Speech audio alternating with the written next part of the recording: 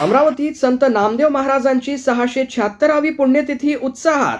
गुणवंत विद्यार्थ्यांचा गौरव. गोपाल काल्याच्या कीर्तनाने सोहळ्याची सांगता.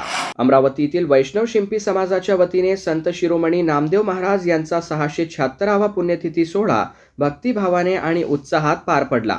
या सोहळ्यात शिक्षण, क्रीडा आणि कला क्षेत्रातील गुणवंत विद्यार्थी-विद्यार्थिनींचा प्रमुख पाहुण्यांच्या हस्ते पुरस्कार व बक्षिसे देऊन गौरव करण्यात आला.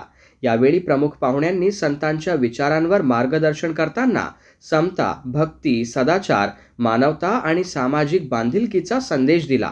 संतांचे विचार पुढील पिढीपर्यंत पोहोचवणे, समाजात एकोपा निर्माण करणे आणि संतांच्या कार्याचा वारसा जपणे ही समाजाची जबाबदारी असल्याचे त्यांनी सांगितले. यानंतर प्राध्यापक डॉक्टर अरविंदजी देशमुख यांच्या भक्तिमय वाणीतून गोपाल काल्याचे कीर्तन संपन्न झाले.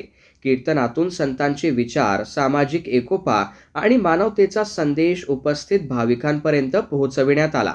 कीर्तनानंतर आरती, गोपाल काला वाटप आणि महाप्रसादाचे आयोजन करण्यात आले.